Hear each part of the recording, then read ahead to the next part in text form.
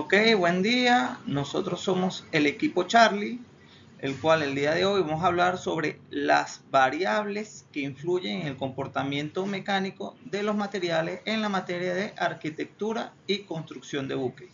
El equipo está conformado por Gustavo Acero, Durán Augusto, Hernández Andrés, Romero José y Salcedo Omar.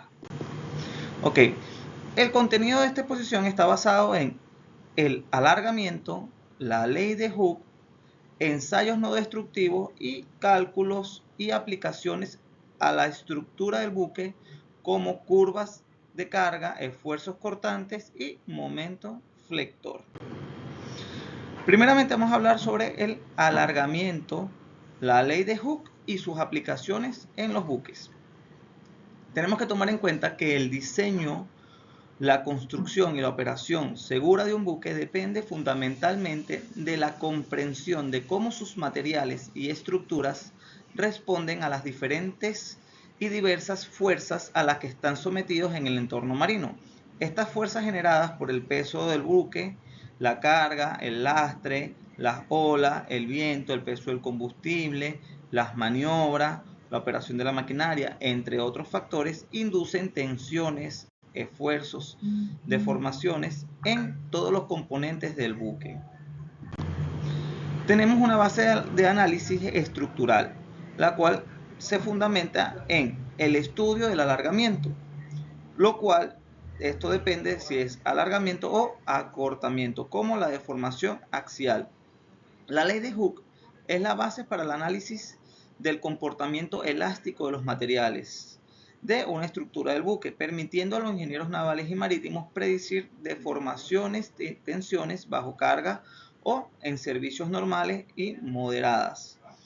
La importancia práctica de estos conocimientos, como la ley de Hooke, es el conocimiento crucial para garantizar la integridad y estructura del buque o en las diferentes estructuras de los materiales, previniendo fallos estructurales y cumplir con los requisitos de las sociedades clasificadoras. Los conceptos fundamentales son tensión, deformación unitaria y alargamiento. La definición de alargamiento es que cuando una fuerza actúa sobre un cuerpo, éste experimenta una deformación. En el contexto axial, hablamos de lo largo de un eje. Esta deformación se manifiesta como el cambio de longitud, es decir, el alargamiento bajo tracción o acortamiento bajo compresión. El alargamiento total es el alargamiento, el cual se refiere a un cambio de longitud y el cual experimenta un objeto al habérsele aplicado una fuerza axial, ya sea de tracción o de compresión. Esta deformación puede ser temporal, de forma lo que comúnmente llamamos elástica, deformación elástica, o permanente, como es una deformación plástica.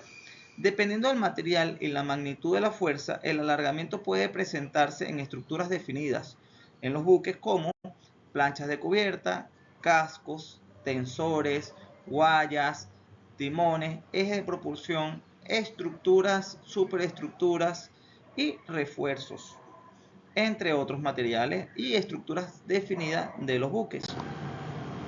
Ok, para calcular el alargamiento tenemos la siguiente fórmula general, lo cual es el alargamiento total va a ser igual a la longitud final menos la longitud inicial a la que fue expuesta el material con la fuerza aplicada. En este caso tenemos 1, que el alargamiento total, lo cual se basa en metros o en milímetros, el LF, que es la longitud final después de haberse aplicado la fuerza al material, y LI, la longitud inicial. El alargamiento, dependiendo de la diferencia entre la longitud final y la inicial, nos indica si es de compresión o un alargamiento de forma axial.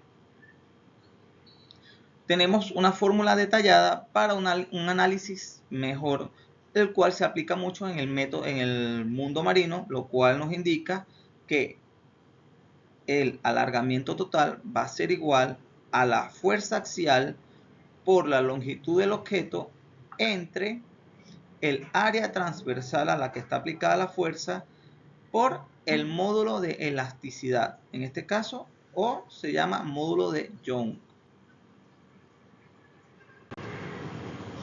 Los conceptos fundamentales son deformación unitaria y tensión normal.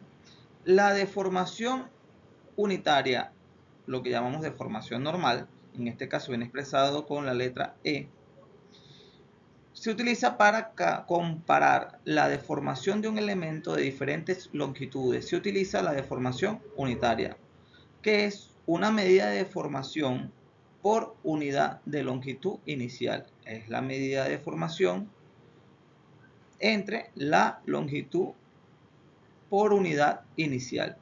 Es la capacidad adimensional, quiere decir metro sobre metro o pulgada sobre pulgada, que se expresa, también se puede ser expresado en porcentaje, lo cual es positiva para el alargamiento y negativa para el acortamiento. La deformación unitaria es una propiedad local que puede variar a lo largo de un componente.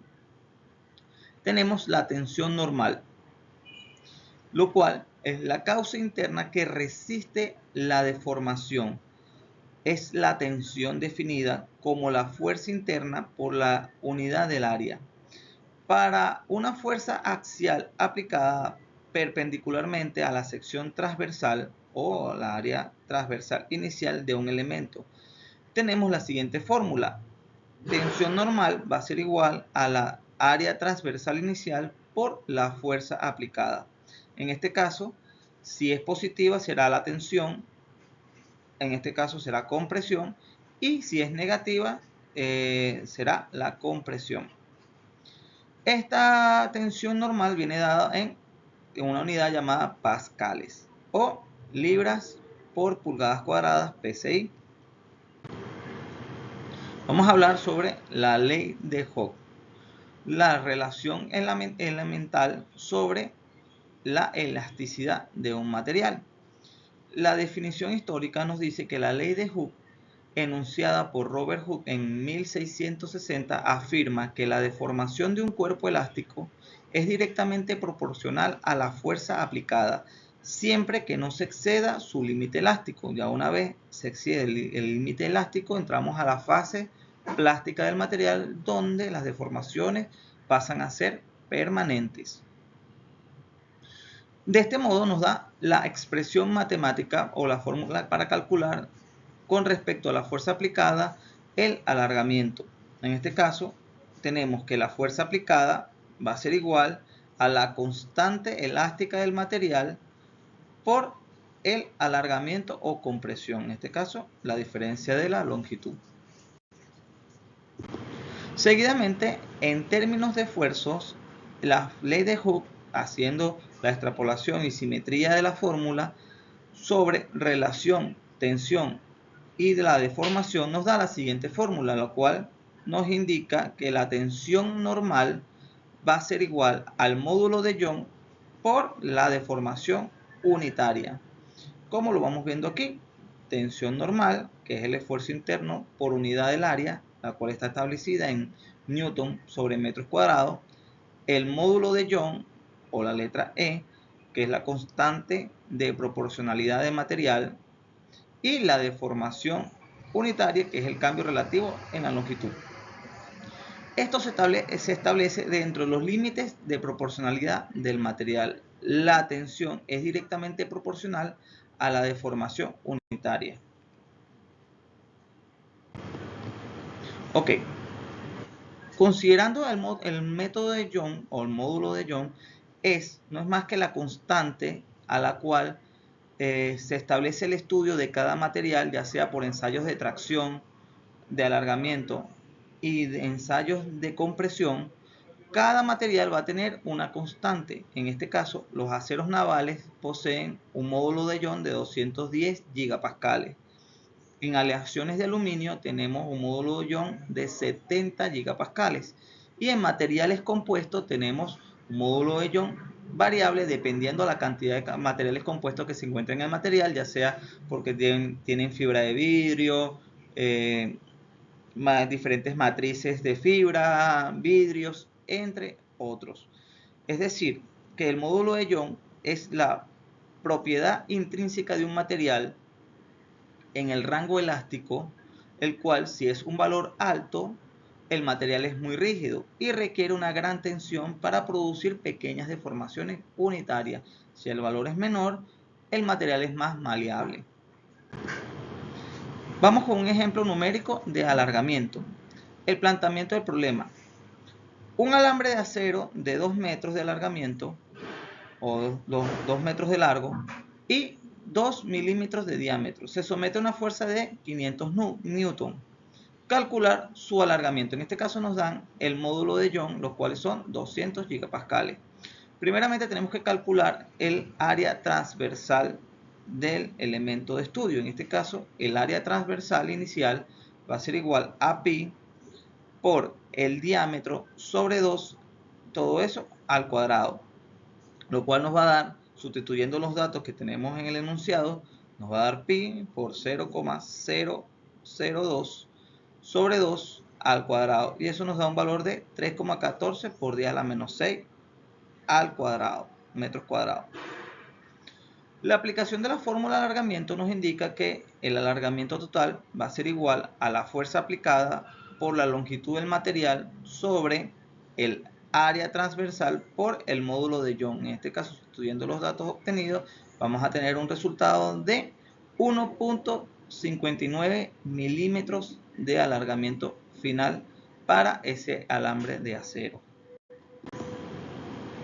Vamos a hablar sobre el límite elástico y zona plástica. La ley de Hooke no solo se aplica a la región elástica del material. Una vez superado el límite elástico, el material entra en la zona plástica y no recupera su forma original. Esto quiere decir que cualquier deformación que supere los límites elásticos del material son permanentes. Vamos a estudiar ahora la curva de esfuerzo y deformación de los materiales navales. Para cada material vamos a tener diferentes curvas de esfuerzo. A medida que van aumentando el esfuerzo del ensayo de tracción o compresión del material, el material va a llegar desde 0 hasta un punto elástico, pasando por un punto de quiebre, y luego de ahí empezamos en la zona plástica, donde las deformaciones ya empiezan a ser permanentes. Tenemos una región elástica lineal, que es la porción inicial de la recta de la curva. En este caso, igualmente se puede trabajar con la siguiente fórmula, con la cual siempre tenemos, y utilizando el método de Young. Tenemos un límite de proporcionalidad del material, que es el punto donde la curva deja de ser lineal. Tenemos el límite elástico, que es el punto más allá donde la deformación comienza a ser permanente, empieza a iniciarse la fase plástica del material. Tenemos el punto de cadencia, que es para muchos aceros navales, especialmente los de menor resistencia, se observa un punto de cadencia bien definido, donde el material comienza a deformarse plásticamente, pero sin un aumento significativo de la tensión. Es donde justamente con poca tensión el material igualmente empieza a deformarse, pero eso se encuentra en el punto crítico del material. Luego vamos con resistencia a la cadencia, donde para muchos aceros resistentes la transición de elástico a plástico es más gradual y se puede ir llevando con mucho más tensión. La resistencia del material es convencionalmente, y se puede decir que es el 0,2 del desfase del material.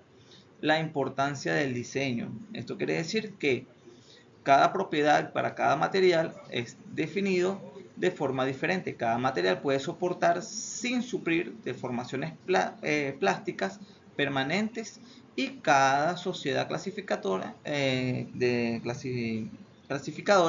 puede elegir los materiales de acuerdo a su importancia de diseño para la resistencia a lo que tiene que ser medido. Ok, vamos a hablar sobre las fases finales, las cuales son región de endurecimiento por deformación, resistencia a la tracción, estricción y fractura.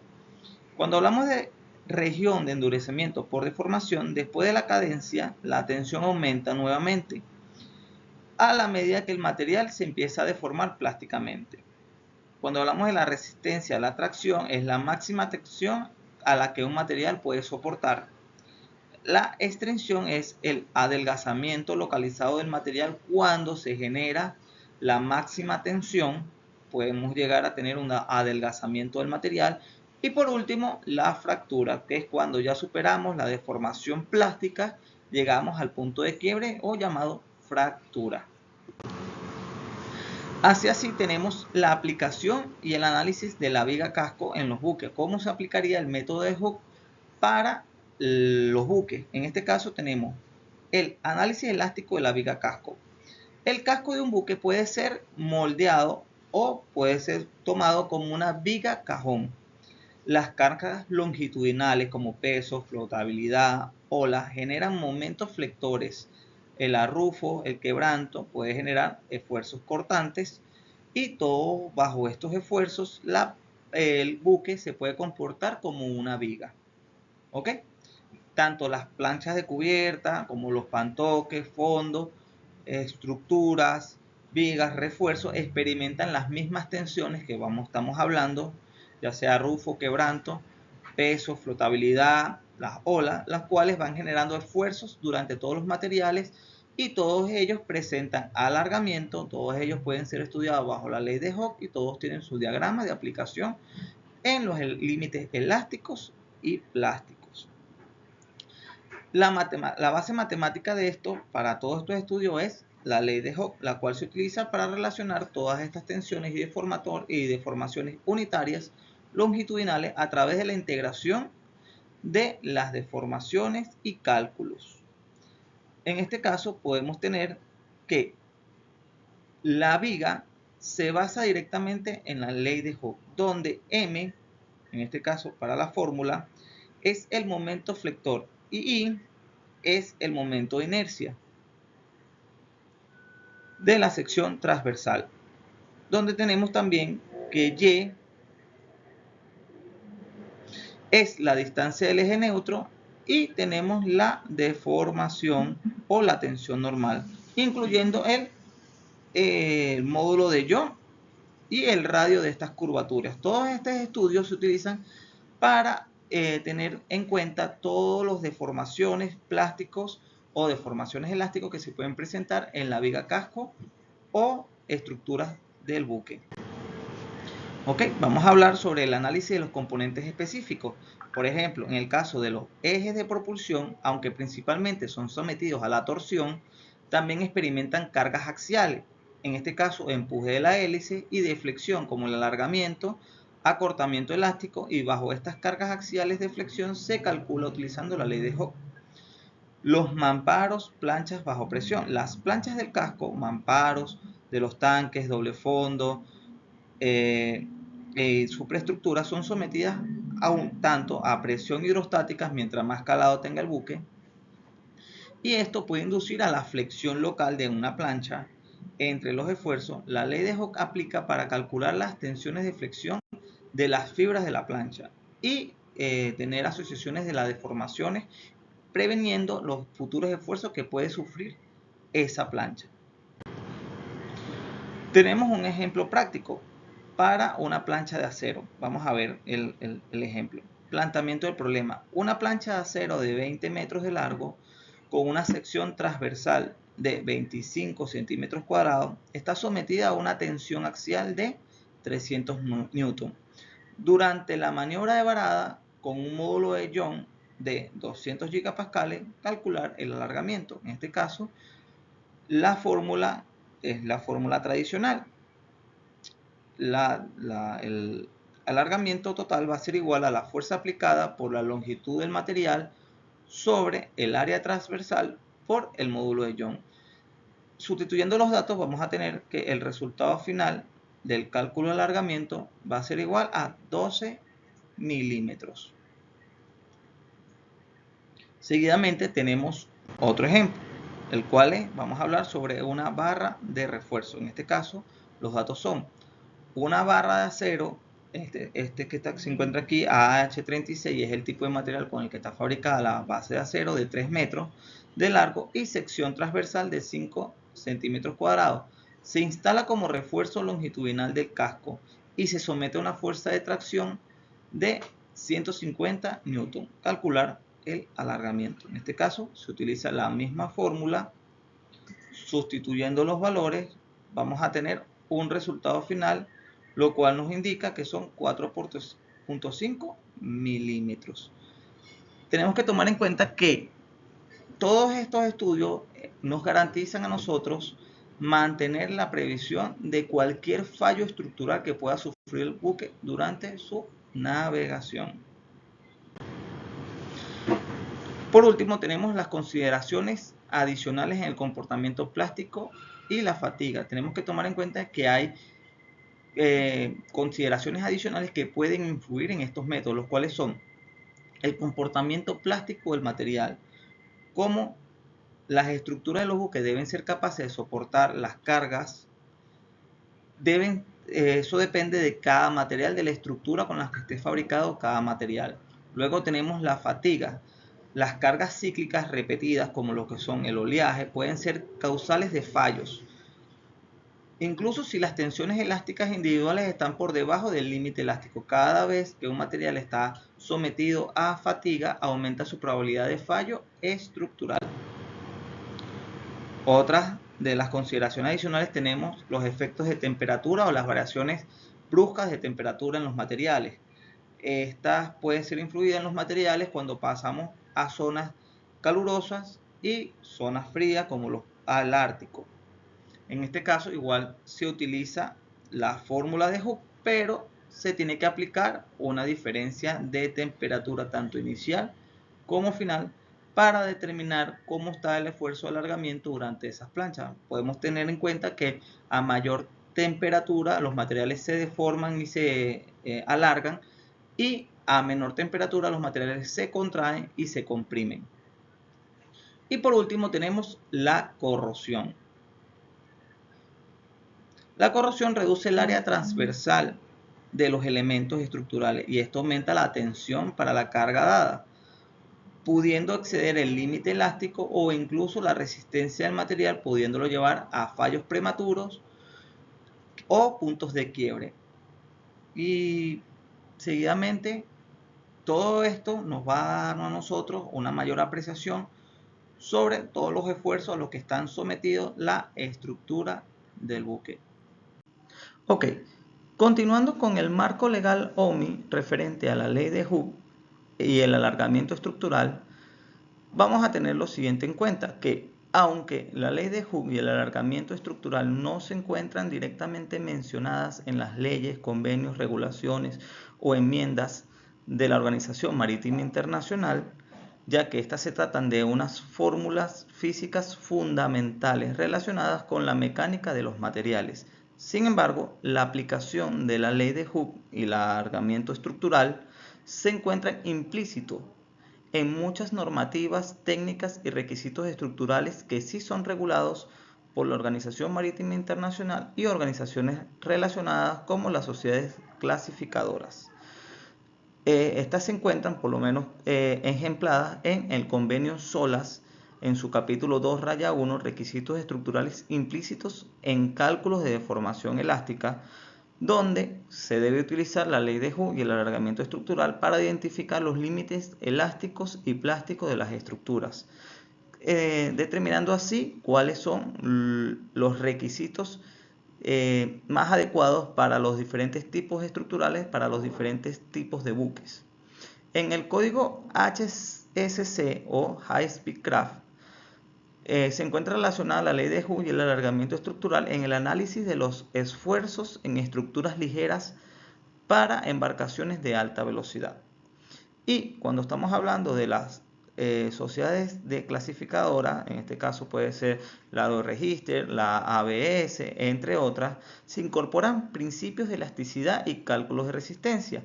De momento, las sociedades clasificadoras establecen límites para las tensiones permisibles en los diferentes elementos. Por ejemplo, te pueden establecer límites en zonas de cargas donde te pueden decir que la máxima capacidad del tanque o la máxima capacidad de carga en una zona, por ejemplo en caso de los buques de pasaje, de ferry, entre otros, es de 200 toneladas o 400 barriles, entre otros. Todo eso va relacionado con la ley de Hooke y el alargamiento estructural para las deformaciones elásticas, evitando así que esas deformaciones pasen al nivel plástico y se crean deformaciones permanentes. Por lo tanto, se establecen límites permisibles sobre las tensiones estructurales. Y cuando estamos hablando sobre la formación del STCW, estamos hablando de la capacitación que obtiene el personal en resistencia de los materiales y en análisis de las estructuras. Cuando hablamos del análisis de las estructuras nos estaremos refiriendo a las deformaciones y cálculos del diagrama de deformación elástica y plástica establecidos en la ley de Hooke y el alargamiento estructural. Mi nombre es Hernández Andrés, soy integrante del grupo Charlie del curso de primeros oficiales de navegación y dando continuación de la exposición sobre los comportamientos mecánicos de los materiales, vamos a hablar sobre lo que son los ensayos no destructivos. La definición que se le da a los ensayos no destructivos es un conjunto de técnicas que sirven para evaluar la integridad y las propiedades de ciertos materiales. El punto más clave dentro de los ensayos no destructivos es que estas evaluaciones van a mantener los materiales sin recibir ningún tipo de daño. ¿Okay? Para esto vamos a utilizar diferentes tipos de ensayos no destructivos, dentro de los cuales vamos a utilizar materiales externos o incluso, en algunos casos, nuestra propia habilidad y elementos físicos, como nuestra vista, nuestro tacto y muchos aspectos que van a ser necesarios para hacer evaluaciones como lo es la evaluación visual, ¿okay? O la inspección visual. Entonces vamos a hablar de lo siguiente. Bueno, vamos a dar una pequeña definición de qué son los ensayos no destructivos y se dice que son un conjunto de técnicas y métodos que permiten evaluar la integridad y la propiedad de un material, componente o sistema sin dañarlo. Fíjense que aquí hacemos mención de sistema porque puede ser de todo un sistema que podemos hacer la evaluación utilizando diferentes equipos o materiales, como se los mencioné, que nos sirven para hacer esas evaluaciones. ¿Okay? Eh, se dice ensayos porque ellos nos van a brindar cierta información donde nos permite estudiar qué tan afectado o no está un producto, o perdón, un objeto internamente, sin necesidad, obviamente, vuelvo repito, sin destruirlo para su análisis. En cuanto a las ventajas que encontramos de los ensayos no destructivos, bueno, como vemos como principal lo que es la preservación de la pieza, ¿ok? Dijimos que, bueno, su mismo nombre lo dice, no destructivo, nos permite trabajar sobre el material, sobre el objeto, sobre el sistema, sin realizar ningún tipo de reemplazo, corte o incluso para las actividades de operaciones o de producción que tenga el equipo, ¿no? Vemos que también podemos realizar una detección temprana de los defectos, ya que estos ensayos no destructivos son bastante rápidos, son bastante eficaces y nos permite, bueno, realizar rápidamente y en el sitio lo que es la evaluación o el ensayo, arrojando informes rápidamente del estatus de ese objeto o esa pieza. Contribuye para la seguridad, pues obviamente al encontrar rápidamente si tenemos o no alguna falla, podemos saber con seguridad cómo está el equipo y si podemos o no continuar operando.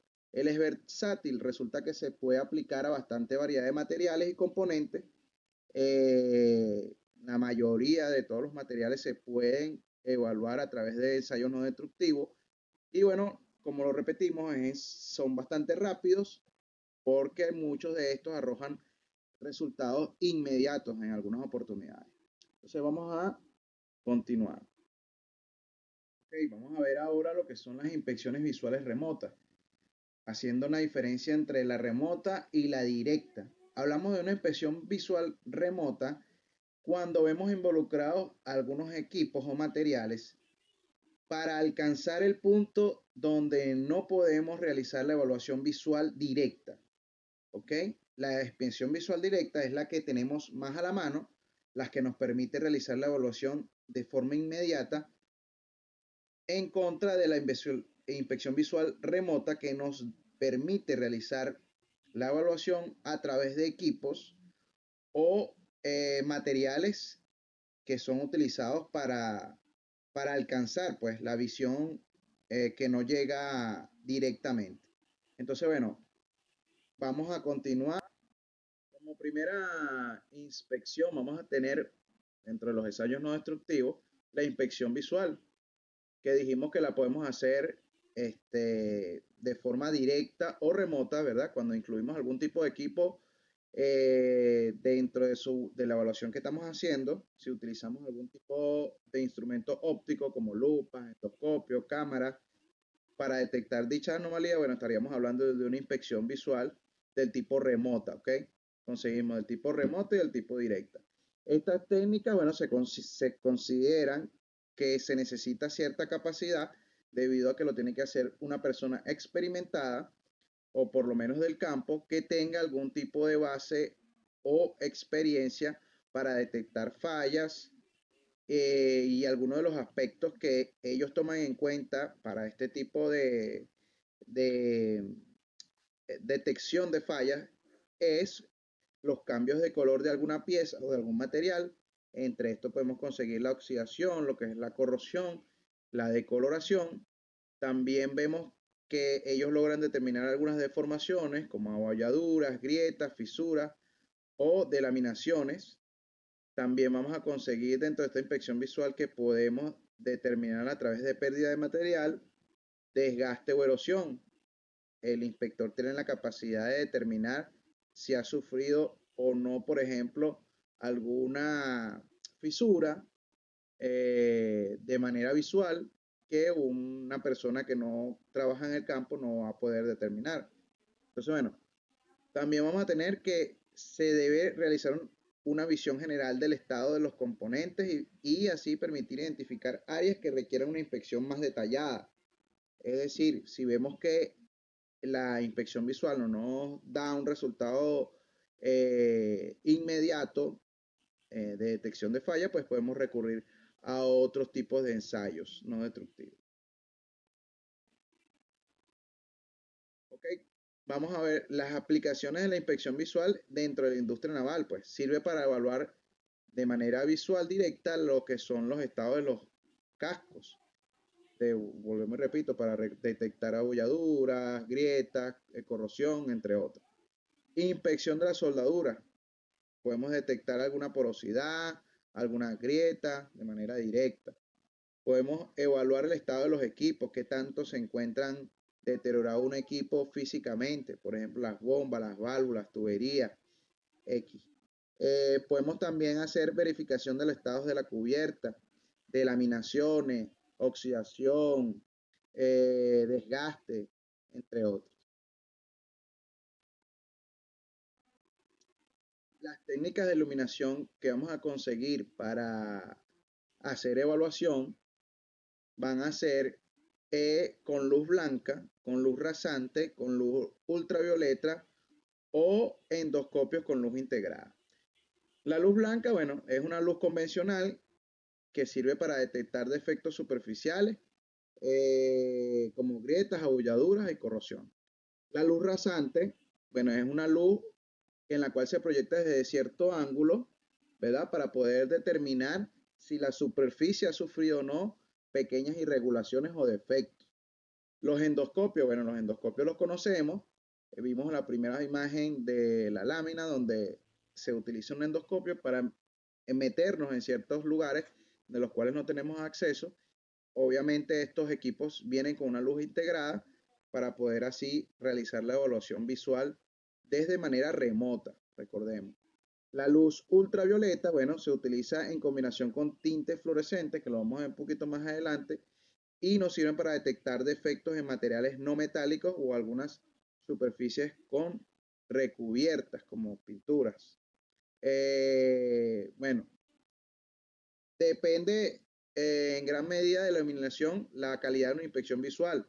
Porque si yo estoy en un espacio con luz limitada, pues obviamente no va a tener la misma capacidad cuando estoy en un espacio bastante iluminado, bueno, que nos puede ayudar a detectar de manera más rápida y sencilla la falla.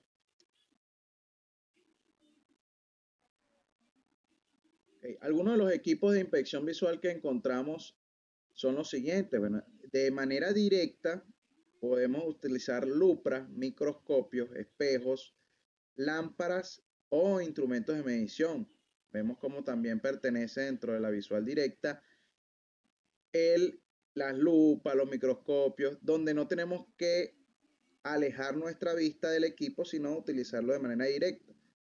Los equipos de inspección visual remota, bueno, utilizamos los baroscopios, que son utilizados para inspeccionar en cavidades, los fibroscopios, que nos va a permitir inspeccionarse en zonas de difícil acceso, cámaras y drones, el endoscopio es otro equipo que está metido también dentro de los equipos de visual remota. Y bueno, continuemos. Hablando de la importancia de lo que tienen los ensayos no destructivos en el ámbito marítimo, podemos ver primero lo que es la seguridad de la vida humana en el mar. Pues obviamente al encontrar o detectar fallas dentro de algún material, objeto o sistema, podemos evitar fallas estructurales potenciales que nos puedan llevar a una inundación, evitar fallos estructurales de un sistema, de algo esencial dentro del buque, como por ejemplo tuberías de agua, tuberías de aceite y N cantidades de ensayos que podemos realizarle a bordo a distintos elementos y que nos van a lógicamente salvaguardar nuestra vida porque resulta que estos equipos pues son esenciales a bordo. Entonces, bueno, entra dentro de eh, la seguridad de la vida humana en el mar la realización de estos ensayos no destructivos. Vemos también que nos va a evitar la pérdida económica. Resulta que si yo evalúo un objeto, un material o un sistema, puedo evitar, si este objeto es pequeño, que se eh, mayorice la falla, ¿verdad? A través del ensayo no destructivo. Yo puedo conseguir detectar la falla rápidamente, parar si es necesario el sistema y así evitar pérdidas económicas. Por eso es que está dentro de la importancia. Cumplimiento de regulaciones. Bueno, muchas realizaciones de estos ensayos no destructivos se encuentran dentro de las impresiones periódicas que se le hacen a algunos equipos, llámense dentro de la sala de máquina o cubierta, y que están regularizadas o normalizadas por algunas clasificadoras o algunos reglamentos, convenios internacionales. No los nombran como ensayos no destructivos, pero al realizar una prueba visual, por ejemplo, ya estamos entrando dentro de lo que se llama un ensayo no destructivo.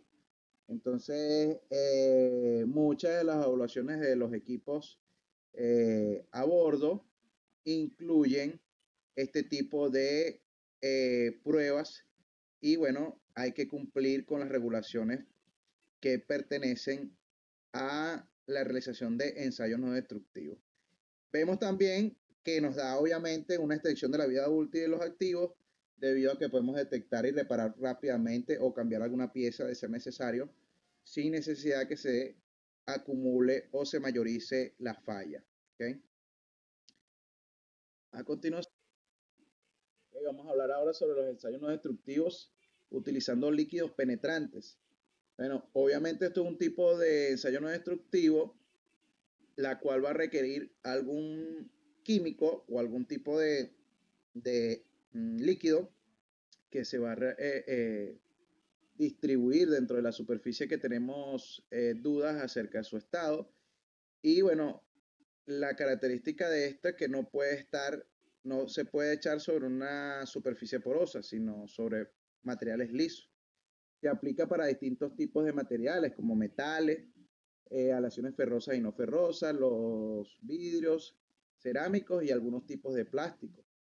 Igualmente también en la industria naval lo podemos utilizar para lo que son las inspecciones de casco, una evaluación de una soldadura, revisar los componentes mecánicos de algún equipo, la integridad de una pieza, revisar un tanque de carga o de lastre, sus tuberías, realizar un mantenimiento preventivo regular nos va a permitir, porque dentro de algunos desgastes pudiéramos realizar algún tipo de corrección de de ser posible para continuar utilizando el material. Y bueno, este líquido penetrante tiene ciertas características y un procedimiento. El procedimiento a utilizar se debe realizar una limpieza de la superficie primeramente, luego debemos aplicar el líquido penetrante, dejar un tiempo pertinente de acuerdo a las instrucciones o al fabricante.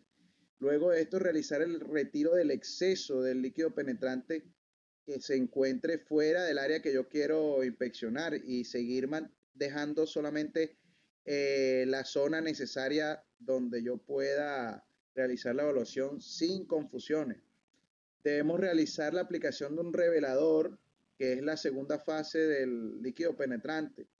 Él entra en reacción química con el líquido penetrante y nos va a permitir realizar una visualización física de ese líquido con mayor fuerza, ¿ok? La visualización y reporte, bueno, este es el análisis en sí como tal de los resultados del ensayo. Y bueno, al final se debe realizar una limpieza, porque estos elementos contienen, pueden ayudar a aumentar lo que es la corrosión dentro de la pieza que se está evaluando. La clasificación por colores de líquidos penetrantes. Bueno, tenemos líquidos penetrantes visibles, líquidos penetrantes fluorescentes y líquidos penetrantes mixtos.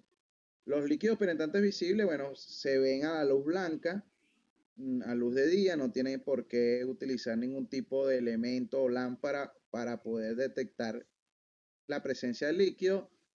Y los fluorescentes, en cambio los fluorescentes sí van a necesitar de una luz ultravioleta para detectar la falla o los zonas críticas que ya han recibido el defecto. También tenemos unos que son mixtos, que se pueden utilizar de manera visible o con lámparas fluorescentes. Bueno, algunas ventajas y limitaciones que van a tener los líquidos penetrantes, pues como ventajas, que es bastante económico, es simple de aplicar, es bastante rápido su método de aplicación, él es versátil, ¿okay? Se puede aplicar para distintos tipos de materiales, nos va a dar una inspección rápida de de grandes áreas, nos va a detectar pequeñas discontinuidades incluso que no son capaces de encontrar de manera visual directa, y bueno, nos va a arrojar resultados de dónde se encuentra y el tamaño de esa falla, ¿no? De ser aplicado correctamente. Unas limitaciones que tienen los líquidos penetrantes, pues, que solamente puede ser detectadas aquellas discontinuidades que sean abiertas a la superficie, es decir, donde pueda penetrar el líquido, ¿ok? Y lógicamente la principal área donde puede penetrar el líquido es si la falla está arrojada o se encuentra también desde la superficie del objeto o del material. Se debe limpiar bien el área para evitar confusiones o contaminantes. No funciona para superficies rugosas, como mencionamos al principio. No aplica para materiales porosos y no se puede determinar qué tan profundo se encuentra la discontinuidad en el caso de que haya penetrado eh, de manera bastante profunda. Sin embargo, si llega a la superficie, podemos saber que a partir de ese punto tenemos la falla y aplicar otro tipo de ensayo no destructivo para continuar haciendo la evaluación del material. Bueno, algunas de las normas que tiene para aplicar los líquidos penetrantes, ¿verdad? Vemos y los alcances que tienen, es la ASTM E165, que es una norma que cubre los métodos de ensayo no destructivos por líquidos penetrantes. La ISO 9712 es una norma específica de clasificación y certificación del personal, que realice el ensayo no destructivo.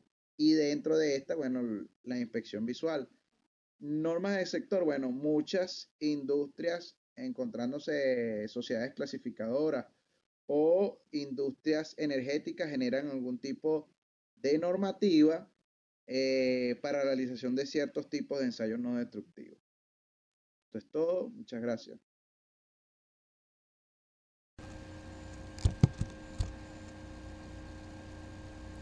Buen día, mi nombre es Omar Salcedo y hoy les estaré hablando sobre los ensayos no destructivos aplicados en la industria marítima o naval. Dentro de los ensayos no destructivos que les estaré desarrollando tenemos lo que son los ultrasonidos, la termografía y la radiografía industrial.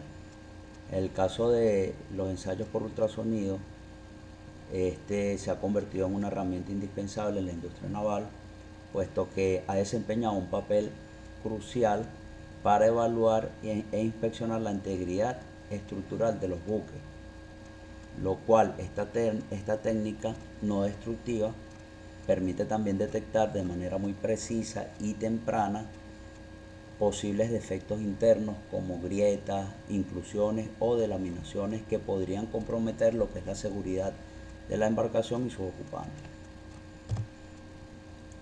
El ultrasonido se fundamenta principalmente por emitir ondas sonoras de alta frecuencia, las cuales viajan por el material o por la estructura. Al encontrar discontinuidades, parte de esta energía se refleja y se puede detectar y ubicar los defectos. Dentro de sus componentes, o los componentes de este equipo, tenemos lo que son los generadores de señal y transductor, acoplador y pantalla y el sistema de procesamiento. Describiendo un poco estos componentes, podemos decir que en el caso el generador lo que se encarga es de emitir la señal electrónica, la cual produce ráfagas de tensión alterna. También cuenta con el transductor, que lo que hace es enviar y emite un haz de ondas ultrasónicas cuando se aplica la tensión alterna. El acoplador lo que hace es transmitir la energía ultrasónica desde el transductor a la pieza de ensayo y viceversa. Este también se puede decir que es un dispositivo electrónico para amplificar y cambiar la señal de receptor transductor. También cuenta con una pantalla o dispositivo indicador para caracterizar o grabar la salida de la pieza o de la pieza de ensayo. Cuenta con un temporizador electrónico para controlar la operación y también requiere o se necesita una fuente de energía eléctrica.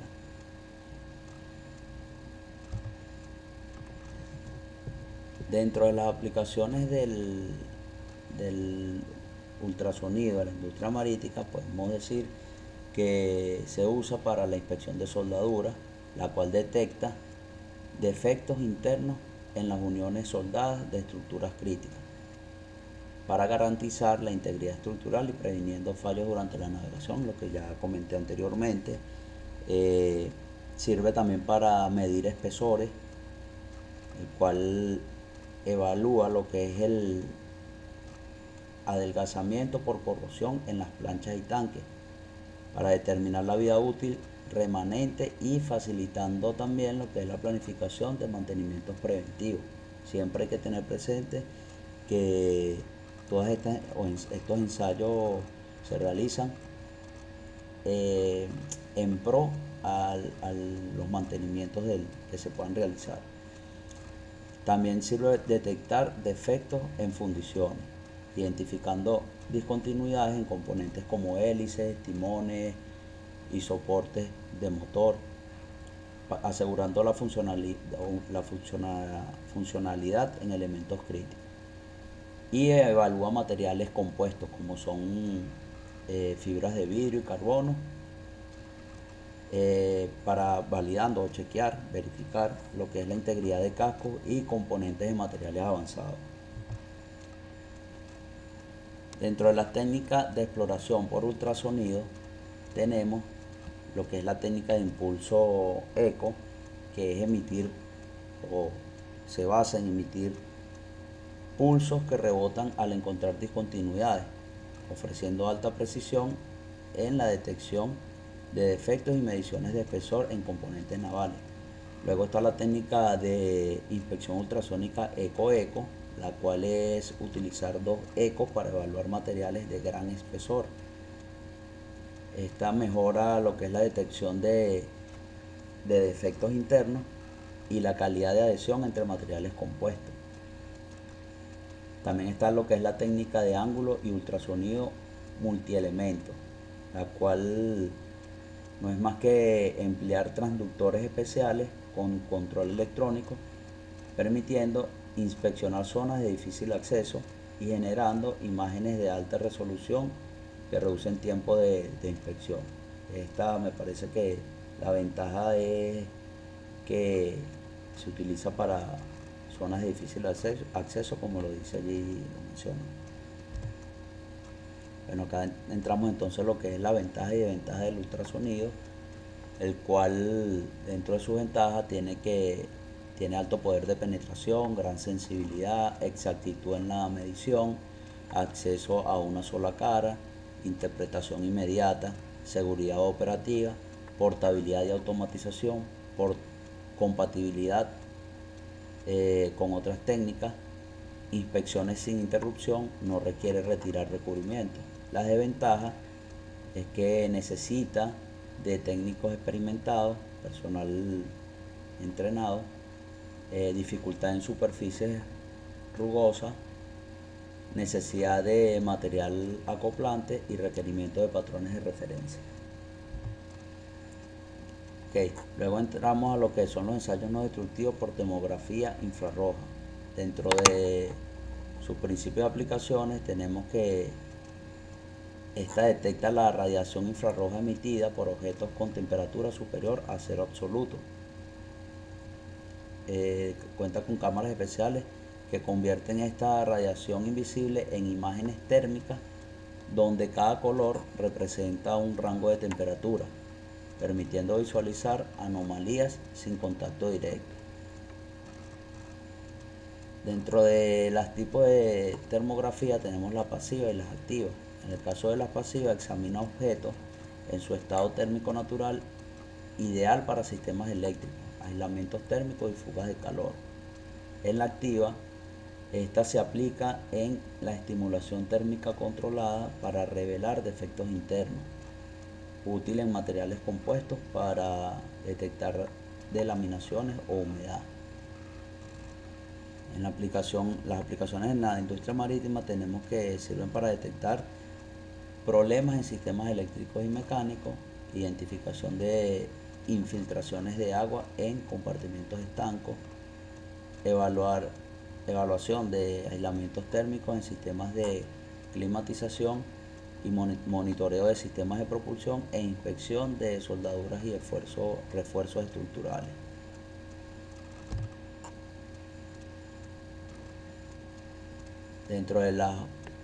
Continuamos con las aplicaciones de la termografía en la industria marítima. Se puede decir que sirve para mantenimientos predictivos de equipos eléctricos, para identificar sobrecalentamientos en conexiones y componentes eléctricos, detectando desequilibrios de carga antes de fallos críticos. También sirve para inspección de sistemas mecánicos, los cuales monitoriza motores, bombas y sistemas de propulsión, detectando fricciones excesivas y fallos de lubricación. Y detección de fugas, el cual localiza infiltración de agua, fugas hidráulicas y escapes en tuberías mediante anomalías térmicas en zonas de difícil acceso. También sirve para inspección de cascos y estructuras, la cual detecta delaminaciones en materiales compuestos, evalúa soldaduras y revela corrosión incipiente bajo pintura. Y para sistemas de refrigeración, la cual evalúa sistemas de climatización y aislamiento térmico, identificando fugas de frío y funcionamiento anómalo. Las ventajas y limitaciones de la termografía. Dentro de las ventajas tenemos que es un ensayo no destructivo, es rápida y eficiente, tiene una visualización clara y se puede detectar de forma temprana. Y dentro de sus limitaciones, esta depende de emisividad y tiene influencia de las condiciones ambientales influyen mucho en este tipo de ensayo. Tenemos lo que es la radiografía industrial, sus principios de aplicaciones. Entonces se tienen que la radiación atraviesa el material y es absorbida diferentemente según su densidad y espesor. Las variaciones de absorción crean contrastes en un detector o película radiografía. Los defectos internos, poros, grietas, inclusiones, aparecen como zonas de diferente densidad. Dentro de los tipos frecuentes de fuentes que tenemos los rayos X y los rayos gamma. Los rayos X son generados eléctricamente, mayor precisión para materiales delgados y ligeros, y rayos gamma procedentes de isótopos radioactivos, mejor penetración en materiales gruesos. Las aplicaciones en la industria marítima tenemos entonces que sirve para inspección de soldadura, la cual funciona como verificación de uniones, soldadas en cascos, tuberías y estructuras críticas para detectar porosidades, grietas y falta de fusión. Componentes mecánicos, evaluación de piezas fundidas en sistemas de propulsión, bombas y válvulas para identificar defectos de fabricación. Estructuras navales, que sirven para inspección de elementos estructurales en zonas críticas sometidas a fatigas y esfuerzos, y tuberías y sistemas, las cuales detectan corrosión interna, adelgazamiento y obstrucciones en sistemas de fluido. La radiografía industrial permite también documentar permanentemente el estado interno de componentes críticos, facilitando el mantenimiento predictivo y garantizando la seguridad de las embarcaciones. Dentro de las ventajas y desventajas de la radiografía tenemos como ventaja la versatilidad, ya que es aplicable a diversos materiales y geometrías en componentes marítimos, registro permanente, lo cual sirve como documentación histórica para comparaciones futuras. Es de alta sensibilidad, ya que detecta defectos internos muy pequeños, hasta 2% de espesor. Nos da una evaluación completa para visualizar estructuras internas sin alterar propiedades. Y tiene alta fiabilidad, ya que cuenta con evidencia objetiva del estado interno, aumentando la seguridad. Dentro de sus desventajas, una de ellas es las limitaciones geométricas, ya que dificulta con piezas complejas o de difícil acceso.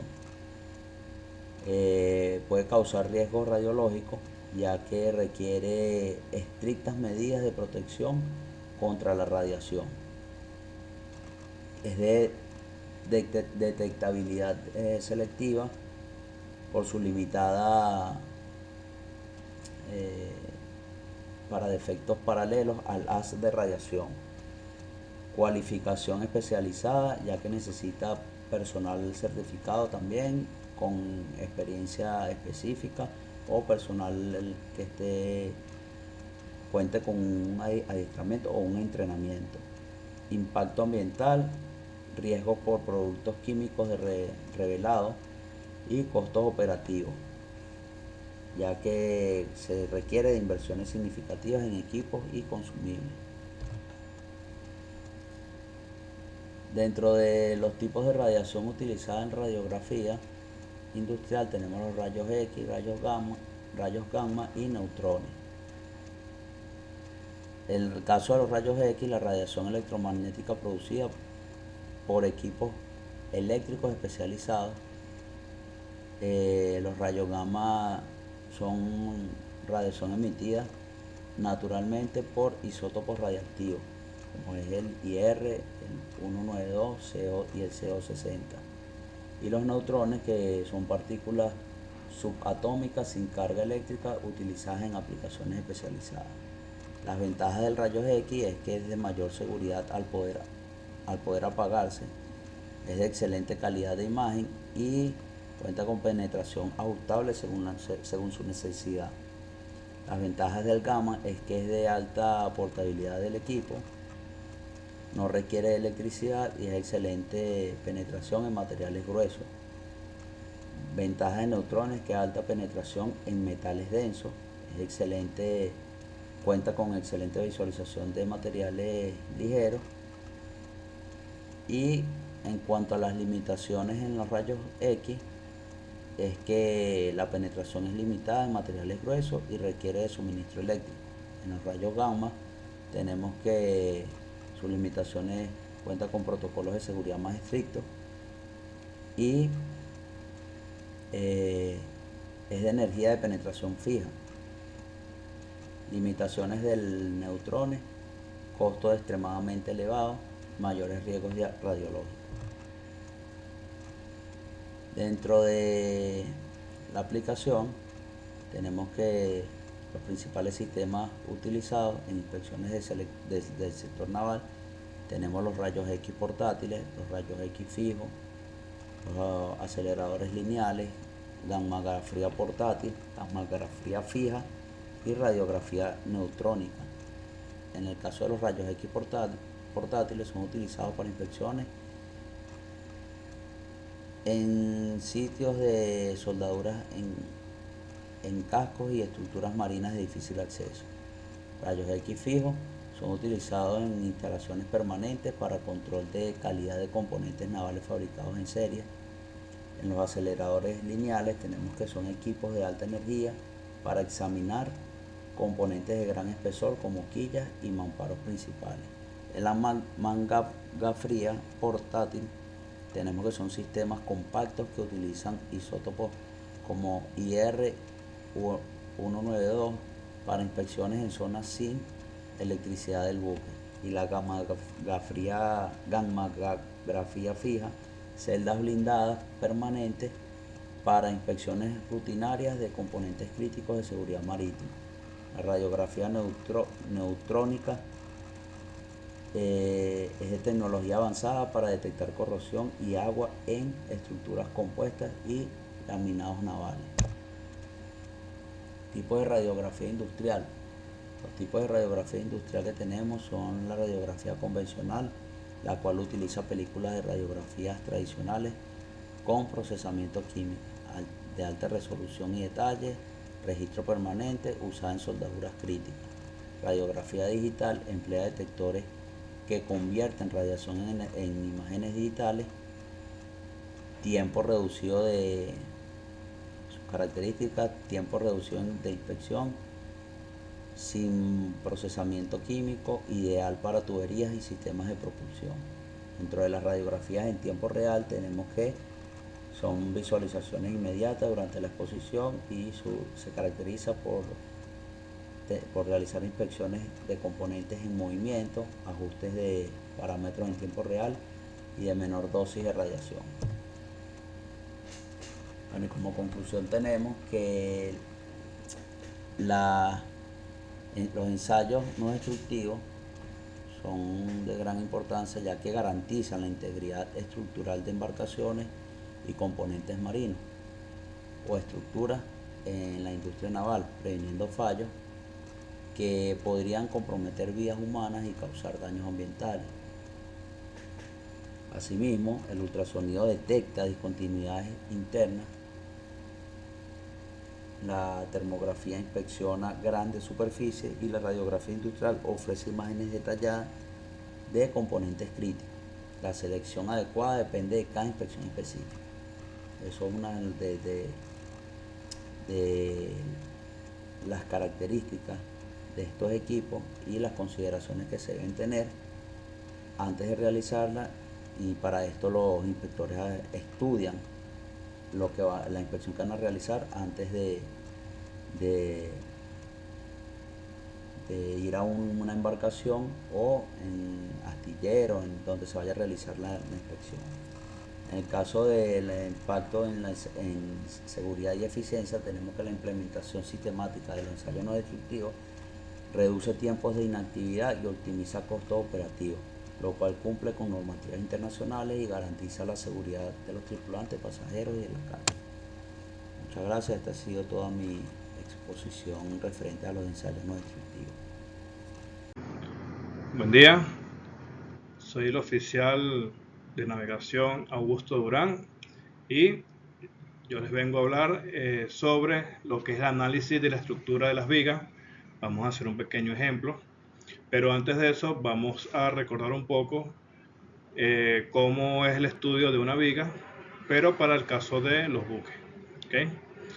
El análisis estructural de las vigas constituye un pilar fundamental en la ingeniería naval, permitiendo predecir y controlar el comportamiento de las estructuras bajo diversas condiciones de carga, la compresión de fenómenos como el arrufo y quebranto, momento flector, esfuerzo cortante, resulta indispensable para garantizar la integridad estructural del buque. Entonces, recordando un poco lo que es el arrufo y el quebranto, sabemos que el arrufo es la deformación longitudinal que experimenta el casco de un buque cuando sus extremos en popa y proa se levantan respecto a la sección media.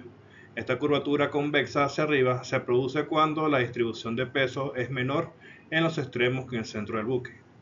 Y el quebranto, que es una deformación opuesta al arrufo, donde la curvatura cóncava hacia abajo con los extremos del buque descendiendo respecto a la sección media. Este fenómeno ocurre cuando la concentración de pesos es mayor en los extremos que en el centro. Normalmente se produce cuando hay oleaje. Y vamos a explicar un poquito lo que es el momento flector, que es la tendencia de una fuerza a provocar flexión en una sección transversal. Se mide normalmente en newton sobre metro o en kilonewton y varía a lo largo de la eslora del buque según las cargas aplicadas. La importancia del momento flector es que determina las zonas críticas para el diseño estructural del casco. El esfuerzo cortante representa la fuerza interna que actúa perpendicularmente al eje longitudinal de la viga o del casco del buque, tendiendo a producir un desplazamiento relativo entre las secciones adyacentes del material. Se puede identificar los puntos máximos de esfuerzo cortante para dimensionamiento de elementos estructurales y de uniones, especialmente en zonas de transición geométrica del casco. Y aparte tenemos las curvas de carga, que representan gráficamente la distribución de los pesos a bordo. Ya hablamos de lo que es el esfuerzo cortante, se puede hallar por la derivada de una integración matemática de las curvas de distribución de carga, y el momento flector, que se obtiene también mediante una integral de la curva de esfuerzo cortante. Pero en este caso lo vamos a hacer más sencillo por diagramas de fuerza. Okay, aquí tenemos un ejemplo donde vamos a usar lo que es el arrufo para determinar el esfuerzo cortante, las curvas de carga, el momento flector máximo, y vamos a hacer también lo que es los diagramas en cada uno de ellos. Entonces tenemos que un buque se encuentra en el mar en condición de arrufo, como lo vemos en la imagen. Su eslora es de 100 metros y su desplazamiento es de 30.000 toneladas. Nos piden realizar las curvas de carga, el diagrama de fuerza cortante, el momento flector máximo y el diagrama de momento flector. Ok, para empezar vamos a calcular y graficar las curvas de carga. Vamos a suponer que el buque está totalmente simétrico en toda su eslora y que la fuerza de desplazamiento está justo en el medio. Además, las distancias de cada fuerza vertical en los extremos A y B hacia el desplazamiento son iguales. Por lo tanto, tenemos aquí la fuerza de desplazamiento hacia abajo, 30.000 toneladas, una fuerza A en popa con una distancia de 50 metros hacia el peso en el centro del buque, y una fuerza B en la proa también con la misma distancia de 50 metros hacia el peso en la mitad del buque. Luego realizamos los cálculos.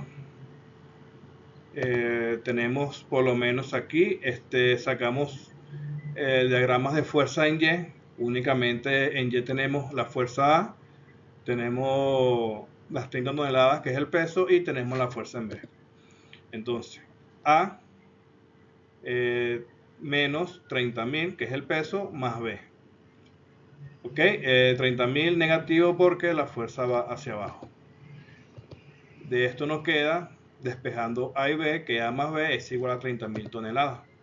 Luego sacamos el momento y lo vamos a sacar en este punto, en el punto A.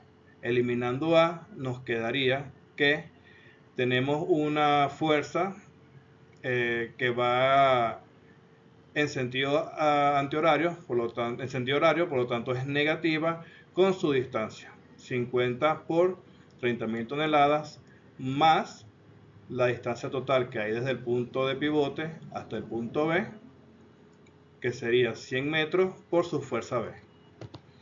Okay, aquí despejamos B, nos quedaría en 15.000 toneladas, y luego ya obtenida B podemos entonces sustituir en la primera fórmula para obtener el resultado de A. Entonces tenemos que ambas fuerzas son 15.000 toneladas, que vendría siendo la mitad del peso. ¿Okay? Luego pasamos a lo que es el cálculo de la fuerza cortante.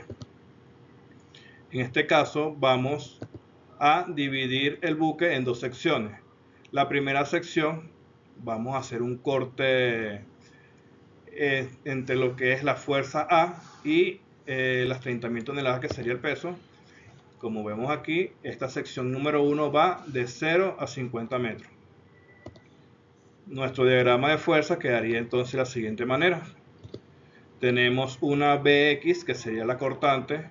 Justamente en el corte tenemos A, las 15.000 toneladas hacia arriba, y tenemos una distancia X, que es donde hicimos el corte, que no sabemos de cuánto es.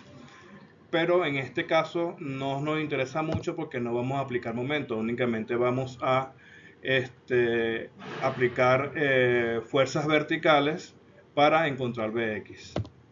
Entonces, la sumatoria de fuerza en Y es igual a 0. Únicamente tenemos lo que es A hacia arriba y la Bx negativa, que va hacia abajo. Sustituyendo los valores y sustituyendo Bx, nos queda entonces que Bx va a ser igual a 15.000 toneladas. Luego realizamos un nuevo corte antes de la fuerza en B, que sería este que estamos haciendo en este momento. Y nuestro diagrama de la sección 2 quedaría de la siguiente manera: de 50 a 100 metros tenemos la fuerza en A, el peso en la mitad del buque, y tenemos una fuerza cortante antes de B. Además tenemos los 50 metros que hay de A hasta el peso, y nuestra distancia de X desde el peso hasta el corte, que no sabemos cuánto es. ¿Okay? Nuevamente realizamos sumatoria de fuerza en Y. Tenemos únicamente lo que es A, el peso, y Bx, como lo podemos ver aquí. Bx negativo porque va hacia abajo, el peso negativo porque va hacia abajo, y A positivo porque va hacia arriba. Sustituyendo los valores y despejando Bx, nos queda que en este caso, en la sección número 2, Bx es 15.000, pero en este caso negativo. Luego hacemos lo que es el diagrama de fuerza cortante. ¿Okay? En este caso tenemos esta pequeña tabla que hicimos, donde X de 0 metros a 50 metros, como ya decimos anteriormente, nuestra fuerza cortante va a ser de 15.000 metros, de 15.000 toneladas, que fue el corte que se hizo aquí, y de 50 metros a 100 metros tenemos menos 15.000, que fue la segunda fuerza cortante que hallamos en el ejercicio anterior. Ok, hacemos nuestra gráfica, graficando lo que es la cortante versus la eslora del buque. Okay. De 0 a 50 tenemos 15.000, y de 50 a 100 bajamos hasta menos 15.000. Y este sería nuestro diagrama de fuerza cortante. Ya realizado esto, podemos entonces encontrar el momento flector máximo y hacer su diagrama. El momento flector máximo se dará cuando Bx cambia de signo en X 50 metros y será igual al cálculo bajo la curva. Nuestro momento flector máximo va a estar ubicado en este punto, que es cuando nuestra fuerza cortante está cambiando de signo. Pero para hallar esa magnitud tenemos que hallar el área bajo esta curva y se halla de la siguiente manera. El área, usamos la fórmula de área de superficie donde la base va a ser igual a la altura y calculamos entonces lo que es esta área para el momento flector máximo. De la siguiente manera. Decimos que 50 metros, que sería nuestra base, que sería la mitad de la eslora del buque, por 15.000 toneladas, que fue nuestro momento constante, en este caso sería la altura del cuadro, nos daría un momento máximo de 750.000 toneladas metros. Y para realizar el diagrama tenemos entonces que empezamos desde cero, justamente cuando el arrufo se produce un momento flector de hasta 750.000 toneladas metros en 50 metros, que es la mitad de la eslora donde hubo el peso, y nuevamente baja hasta cero, que justamente los vértices o las puntas de este triángulo es donde convergen las olas que producen el arrufo del buque. Muy buenos días a todos. Soy el segundo oficial de navegación Acero Gustavo, quien a continuación les mencionará acerca de un punto crucial en el diseño y la seguridad de los buques, como lo es el cálculo y el análisis de la condición de quebranto de un buque. Este escenario se genera específicamente cuando una ola tiene su cresta justo en la mitad o en el centro de la eslora del buque, generando una fuerza que tiende a doblarlo, como si estuviéramos doblando una regla.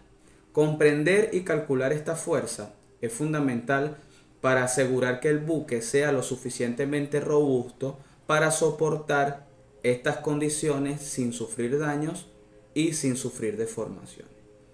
Conociendo esto, vamos a ver un ejercicio práctico que nos ilustrará cómo se realiza este importante cálculo.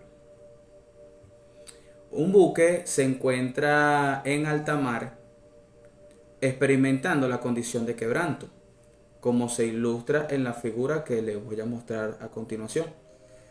El buque tiene 100 metros de eslora y un desplazamiento de 30.000 toneladas. Entonces nos piden realizar un análisis estructural completo para determinar 1. El diagrama de la fuerza cortante. Este diagrama lo que representa es cómo varía la fuerza cortante a lo largo de la eslora del buque. Y nos sirve para entender la distribución de la fuerza cortante en este escenario como tal. El punto número 2 que nos están pidiendo es el momento flector máximo. ¿Cuál es la magnitud? ¿Qué nos representa esto? Bueno, esto es un valor único y numérico que nos indica la magnitud del momento flector, que ocurre exactamente en un punto específico a lo largo de la estructura de la eslora del buque.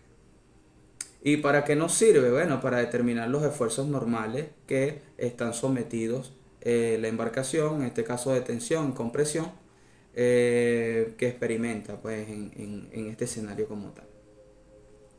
Y el punto número 3, el diagrama completo del momento flector. ¿Qué nos representa esto? Pues cómo varía el momento flector a lo largo de la estructura del casco. Y nos proporciona una visión completa de cómo se distribuyen los esfuerzos de flexión a lo largo de toda la estructura. Entonces, viendo ya la imagen, podemos observar que es un buque representando una navegación, ¿no? La característica principal de la condición de quebranto pues es la interacción del buque con esta ola, con la cresta de la ola que está situada justo en la parte central del buque, elevándolo, mientras que la proa y la popa se encuentran relativamente más bajas, ¿no? En este caso pues vemos o podemos decir que todo esto genera una distribución desigual de la fuerza de flotación a lo largo del casco. La zona que está sumergida en la cresta experimenta una menor fuerza de empuje, la fuerza que va hacia arriba en comparación de la proa y la popa, que están están, se ven como que más bajas en lo que están sumergidas que la parte que está generando la mayor fuerza, que es la parte central. Esta diferencia de fuerzas en toda la flotación y el peso provoca que la estructura tienda a doblarse en sus extremos, intentando curvearse hacia abajo. Por eso les puse la explicación, el ejemplo de una regla. Imaginemos que estamos doblando una regla hacia abajo y ya va a ser una curvatura que va hacia los extremos. Esta flexión es lo que denominamos quebranto. Ok, para entender este cálculo y para la solución del ejercicio debemos analizar la distribución de las cargas. Entonces vamos con el punto número 1, que es el diagrama de la fuerza cortante, ¿no?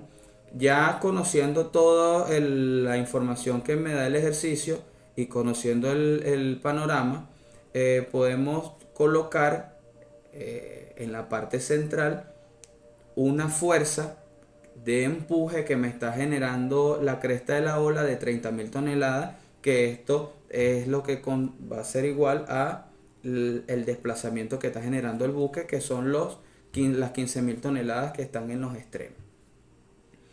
Imaginando, suponiendo que todo esto es simétrico, podemos decir que R1 es igual a R2, que estamos hablando que son 15.000 toneladas.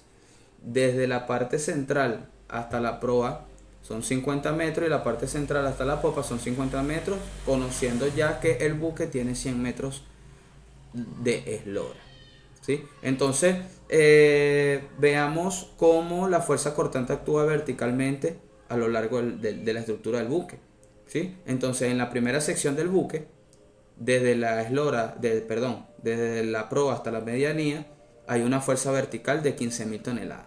Esta tiene una dirección hacia abajo relativamente. Justo al llegar a la mitad del buque, la dirección de la fuerza es vertical y se invierte hacia arriba. Y en la segunda sección del buque, desde medianía hasta la popa, la fuerza vertical sigue siendo en magnitud de 15.000 toneladas, pero actúa de una forma opuesta a la principal, al corte secundario de la segunda sección, siendo hacia abajo relativamente, una dirección hacia abajo relativa. Este cambio de dirección es muy importante, el cambio de dirección que tenemos en el centro del buque, porque en esta zona es en donde el buque sufre la mayor tendencia a doblarse debido a la condición de quebranto, ¿sí? Entonces vamos a resolver el primer punto, ya teniendo los datos seleccionados, ¿no? Volvemos con la primera imagen con todos los datos. Hablamos de como primer punto el diagrama de esfuerzo cortante, en donde decimos que desde proa hasta 50 metros, que es el centro, tenemos una fuerza de menos 15.000 toneladas. Y desde 50 hasta 100 tenemos una fuerza de 15.000 toneladas positiva. Como les mencioné, es una fuerza opuesta a como inicia la segunda sección que estamos seleccionando aquí, por eso se invierten los signos, ¿no? Entonces, ya obteniendo estos valores podemos graficar. Esta sería la siguiente graficación, ¿no? Aquí lo que mostramos es la distribución de la fuerza a lo largo de toda la longitud del buque. En el eje vertical podemos ver la magnitud de la fuerza medida en toneladas, y en el eje horizontal representamos la posición a lo largo del buque, es decir, desde proa hasta popa. La línea azul nos muestra cómo varía esta fuerza de corte interno. Observamos que las secciones donde están las fuerzas cortantes se mantiene constante. Esto lo que indica es que la distribución es uniforme en todas esas áreas. Podemos prestar un poco de atención en el salto vertical que se muestra en la imagen. Este salto lo que representa es el cambio drástico en la fuerza cortante debido a la aplicación de la fuerza concentrada en la parte central de la embarcación. Y también en este caso, pues, donde está la línea azul que se cruza con el eje horizontal, esto lo que muestra en el caso de la mecánica de estructura, como la es de los buques, el momento flexor máximo que suele ocurrir en este punto como tal. En este caso vemos un cambio significativo exactamente a los 50 metros de eslora. Esto nos muestra en dónde tiene cuál es el punto de la mayor flexión, ¿sí? Ok, seguimos con el punto número 2, en donde nos pide el momento flector máximo. Continuando con el gráfico anterior, lo vamos a seguir usando. En este caso, el punto de máxima magnitud del momento flector será el punto donde Bx cambia de signo, que es en el punto donde está a partir de 0,50 en el punto 50, y su valor va a ser negativo. En este caso, el valor negativo que vamos a tomar es esta área que se encuentra acá. Esto simplemente, el negativo nos indica que está en la parte baja de la curva, y lo que nos dice es la dirección de la fuerza. En este caso, que es fuerza en sentido horario, ¿sí?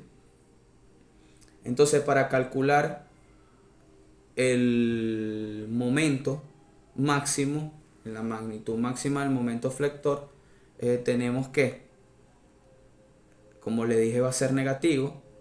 Momento es igual a las menos 15.000 toneladas por los 50 metros en donde está haciendo el cambio.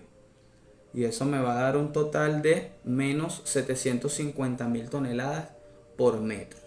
Ya ahí tenemos el valor del punto máximo del momento flector máximo. Ese es el punto máximo, ¿sí? Entonces de ahí vamos a partir para resolver el tercer punto. En este caso, pues, nos están pidiendo el diagrama del momento flector. Ok. Ya obteniendo el dato anterior, ¿sí? Este gráfico simplemente nos muestra es cómo el buque tiende a doblarse a lo largo de su estructura. La línea azul muestra la fuerza de flexión en cada parte del buque. En este caso, pues, a los 50 metros partiendo desde la proa. El punto más alto que me muestra este diagrama nos dice la flexión mayor, el punto donde se dobla más y el punto que tiende a sufrir más en esta situación. Entonces, en este caso, lo vamos a graficar acá. En un momento. Ok, lo vamos a tener menos 750, vamos aproximadamente por acá, a los 50 metros por acá. Me disculpan la precisión de la recta, pero bueno, es un poquito incómodo dibujar acá de esta manera. Entonces, esta es el área que representa el momento flector.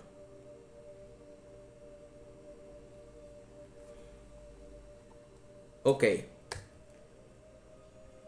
Entonces ya conociendo los tres puntos, pues ya aquí podemos observar que la línea sube y baja.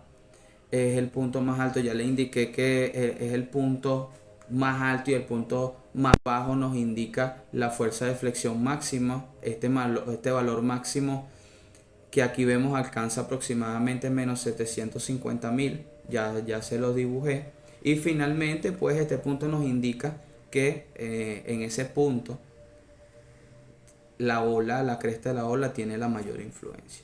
Entonces, como conclusión, podemos finalizar diciendo que este es un análisis en cuanto a la condición de quebranto que nos permite comprender las fuerzas estructurales críticas que actúan sobre una embarcación. Los diagramas de fuerza cortante y el momento flector son herramientas muy importantes y esenciales para evaluar la integridad de la estructura del casco. Ahora, luego de conocer los cálculos y el análisis del esfuerzo cortante y el momento flector, es importante que entremos en la parte teórica en cuanto a las regulaciones sobre la integridad estructural de los buques. Si bien es cierto que la Organización Marítima Internacional no emite resoluciones específicas que establezcan directamente valores numéricos en cuanto al momento flector y las fuerzas cortantes máximas en la estructura de los buques, sí ha publicado regulaciones y directrices que establecen criterios de diseño y de evaluación estructural, lo cual hace que indirectamente esto sea regulado en estos aspectos, como por ejemplo el SOLAS en el capítulo 2, parte 1, habla de la integridad estructural y de la estabilidad, en donde exige que los buques deben ser diseñados para soportar condiciones de carga sin comprometer su integridad estructural. Si bien es cierto que no define valores de estos cálculos específicos, pero sí establece que se deben cumplir con estándares aceptados. El convenio sobre líneas de carga también regula el calado máximo y en cuanto a la distribución de pesos y empuje. El MARPOL aborda indirectamente la integridad estructural mediante requisitos como la exigencia de el doble casco. Hay otros códigos que también aportan ciertas exigencias y ciertas recomendaciones, como el código IACS, CSR, las normas estructurales comunes, ¿no? Está basado en recomendaciones de la Organización Marítima Internacional, aunque no es una resolución directa de la OMI, pero se basa en requerimientos de la OMI y contiene fórmulas detalladas para el cálculo de este tipo de esfuerzo. Tiene fórmulas y criterios para el cálculo de momentos flectores longitudinales máximos, fuerzas cortantes y cálculos para distribución de las cargas hidroestáticas e hidrodinámicas. El código GBS, que es el Goal Based Standard, tuvo una aplicación obligatoria desde julio del 2016, en donde define niveles de desempeño estructurales que deben cumplir los buques, incluyendo las cargas hidroestáticas e hidrodinámicas. Es importante saber que este código no proporciona valores específicos, pero sí exige que los buques se diseñen de acuerdo a estándares aprobados por todas estas regulaciones. Entonces, como resumen clave, tenemos aquí en cuanto a la relación que existe entre las regulaciones de la Organización Marítima Internacional y las sociedades de clasificación en cuanto a la integridad estructural para las embarcaciones. Tenemos al SOLA, que no contiene valores específicos, pero sí exige un cumplimiento estructural para los buques. El código GBS no contiene valores específicos para el cálculo de estos esfuerzos, pero sí también establece objetivos. Y el CSR sí contiene valores específicos y criterios. Él tiene fórmulas ya especializadas, pero pues no forma parte de la Organización Marítima Internacional, sin embargo sí es reconocido por ellos. Muchas gracias. Gracias por su atención.